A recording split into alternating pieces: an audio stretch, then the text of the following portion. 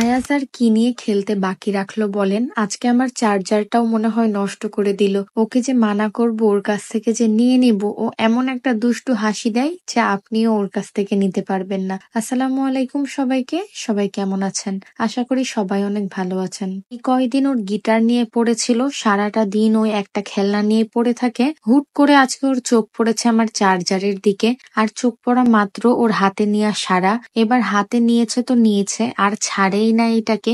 একবার মুখে দেয়, একবার তার নিয়ে টানাটানি করে। এই যে দেখেন কি করছে ও বলেন তো। ওই যে গিটারটাকে ফেলে রেখেছে ওর পিছে, ওইটাতে আর হাত দেয় না। ওইটা নিয়ে নিলেও ওর কোনো যায় আসে না, কিন্তু এই যে চার্জারটা, এইটা নিলেও কান্না শুরু। যখনই ওর হাতে দিচ্ছি এমন খুশি হয়ে যাচ্ছে যে ওর কাছ থেকে আমি এটা নিতেই পারছি না। এই যে একবার নিয়ে নিয়ে যখন আবার দিচ্ছি, দেখেন ওর মুখটা কি হাসি। নিতে যখন পারছি না ওর কাছ থেকে, তো কি আর করার, এইটা একটু মুছে পরিষ্কার করে আবার ওর হাতে দিয়ে দিলাম যে থাক, এইটা নিয়েই ও খেলুক যতক্ষণ খেলতে চাচ্ছে। ওর খেলার ইচ্ছা পূরণ হয়ে গেলে নিজে নিজেই এটাকে ফেলে দিবে। যাই হোক, কয়দিন ধরে আবার রাজশাহীতে ঠান্ডা পড়ছে, তাই আজকে আয়াজকে একদম প্রপার শীতের কাপড় পরিয়ে দিয়েছিলাম। মোজা, পায়জামা, হুডি, টুপি সব পরিয়ে দিয়েছিলাম। যদিও এই হুডিটাকে বারবার আয়াজ টানাটানি করছিল, এই যে এখনো কিন্তু টানছে। ও খুলে দেওয়ার চেষ্টা করছিল, আবার ঘুরে আমার দিকে দেখছিল। যখন ওকে বলছিলাম না বাবা এটা খোলা যাবে না, তখন আবার ওইদিকে ঘুরে যাচ্ছিল। মানে মনে হয় সব কথাই ও বুঝতে পারে, কিন্তু শুনে না কিন্তু একটা কথা।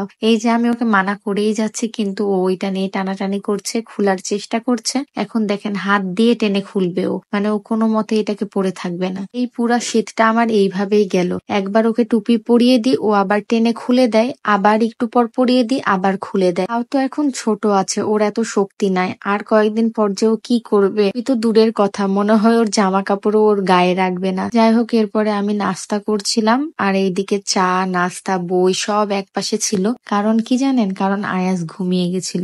আর আমি এই সুযোগে নাস্তা, বই সব একসাথে নিয়ে বসেছিলাম, খাবো আর পড়বো। আমার তো পরীক্ষা চলছে, কয়েকদিন পর আবার ভাইভা হবে। এখন অস্পি চলছে, আজকে একটা অস্পি হলো, আরো 3টা বাকি আছে। এরপরে আমি ফল নিয়ে খেতে বসেছিলাম, আর ভাবলাম আয়াজকেও একটু দিই। তো আয়াজকে যে আমি দিব, ও এখন নিজের হাতে নিবে। যতবারই আমি হাত দিয়ে খাওয়ানোর চেষ্টা করছি, ও ততবারই নিজে নেওয়ার চেষ্টা করছে। এরপরে একসময় ও খেপে গেছে, এইটার কোনো মতেই নিবে না। দেখেন ও এখন বারবার হাত দিয়ে ফেলে দিচ্ছে।